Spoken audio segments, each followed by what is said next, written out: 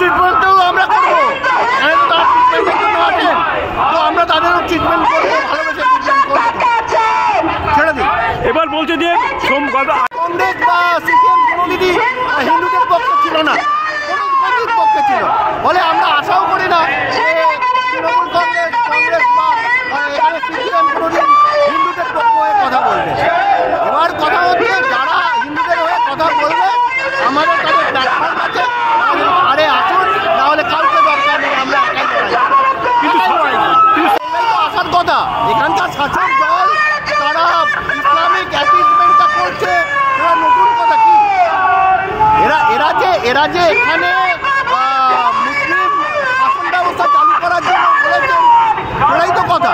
এখানে ওনারা তো পরিষ্কার বলছেন যে আমরা 70%, ওরা 30%, এটা ভাসিয়ে দেবো গঙ্গার জলে।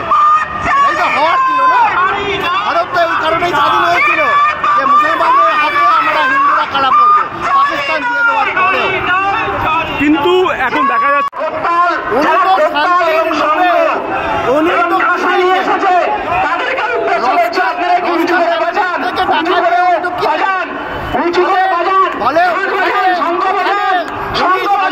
নোবেল প্রাইজ উনি যদি যেই মুহূর্তে তাহলে সেখানে শান্তি এলো না কেন, সেখানে অশান্তি আরো বাড়লো কেন? ফলে ওই শান্তির পরাকাষ্ঠা করে গিয়ে লাভ নেই। উনি এসছেনই ওখানে বাংলাদেশে অশান্তি যাতে পাকে, অ্যানার্কিজম চলে সেটার জন্য।